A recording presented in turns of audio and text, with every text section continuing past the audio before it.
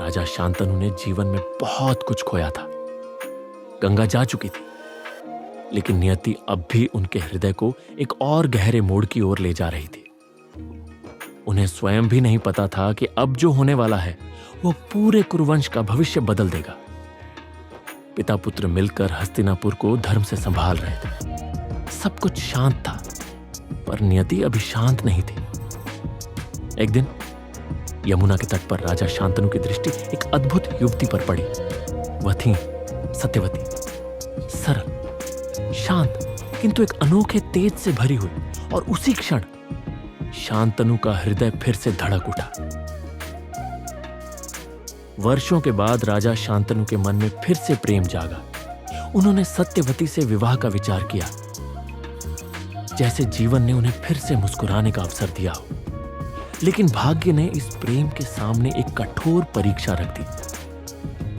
सत्यवती के पिता ने कहा, यदि मेरी पुत्री रानी बनेगी तो उसका पुत्र ही हस्तिनापुर का राजा बनेगा, देवव्रत नहीं। यह सुनते ही राजा शांतनु का मन कांप उठा। एक ओर प्रेम था, दूसरी ओर अपने योग्य पुत्र के साथ न्याय। राजा ने किसी से कुछ नहीं कहा, लेकिन उनके मौन में पीड़ा भर गई। वे उदास रहने लगे, हंसी ओझल हो गई, और उनका मन जैसे भीतर ही भीतर टूटने लगा। एक पिता, एक राजा और एक प्रेमी, तीनों एक साथ संघर्ष कर रहे थे। देवव्रत ने यह परिवर्तन देख लिया। उन्होंने पिता की आंखों में छिपा हुआ दुहक पहचान लिया। जब उन्होंने कारण पूछना चाहा तो शांतनु ने अपने हृदय का रहस्य छुपा लिया। लेकिन देवव्रत केवल वीर ही नहीं, अत्यंत बुद्धिमान भी थे। राजकीय सारथी से देवव्रत को सत्य का पता चला। अब सब स्पष्ट था। पिता के मन की वेदना, सत्यवती का प्रेम और उसके पिता की कठोर शर्त। यह सुनते ही देवव्रत ने निश्चय कर लिया, पिता का दुख अब अधिक देर तक नहीं रहेगा। देवव्रत तुरंत सत्यवती के पिता के पास पहुंचे। वे शांत थे, लेकिन भीतर से अडिग। उन्होंने दृढ़ स्वर में कहा, मुझे हस्तिनापुर की राजगद्दी की इच्छा नहीं। सत्यवती का पुत्र ही राज्य का उत्तराधिकारी बनेगा। यह सुनकर सब स्तब्ध रह गए।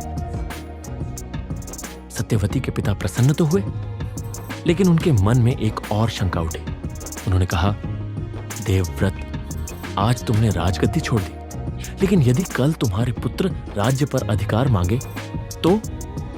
यही प्रश्न इतिहास को बदलने वाला था। उस क्षण देवव्रत की आंखों में अग्नि सा तेज भर उठा। यह केवल एक प्रश्न नहीं था, यह उनके पिता के सुख और पूरे भविष्य की परीक्षा थी। और तभी उन्होंने ऐसा निर्णय लिया जिसकी कल्पना तक कोई नहीं कर सकता था। देवव्रत ने आकाश, पृथ्वी और समस्त देवताओं को साक्षी मानकर गरजते हुए कहा, सुन लो सब लोग, मैं आजीवन ब्रह्मचारी रहूंगा। मैं जीवन भर कभी विवाह नहीं करूंगा। मेरी कोई संतान नहीं होगी। मैं हस्तिनापुर के सिंहासन पर कभी अपना अधिकार नहीं जताऊंगा और अपने पिता के सुख, उनके सम्मान और उनके प्रेम के लिए मैं अपना सब कुछ त्यागता हूं। उस क्षण यह केवल एक वचन नहीं था, एक ऐसी भयंकर प्रतिज्ञा थी जिससे दिशाएं कांप उठी। देवता स्तब्ध रह गए। और फिर उस एक प्रतिज्ञा के साथ देवव्रत का नाम समय के पन्नों से उठकर इतिहास की गूंज बन गया। अब वे केवल देवव्रत नहीं रहे, वे बन चुके थे भीष्म। लेकिन क्या भीष्म की यह प्रतिज्ञा सिर्फ एक त्याग थी, या यहीं से रखी गई महाभारत के महान घटनाक्रम की नींव? और कौन थी सत्यवती, वह साधारण नाविक कन्या जो आगे चलकर कुरुवंश की महारानी बनने वाली थी? उनका अतीत क्या था? उनका जीवन इस मोड़ तक कैसे पहुंचा?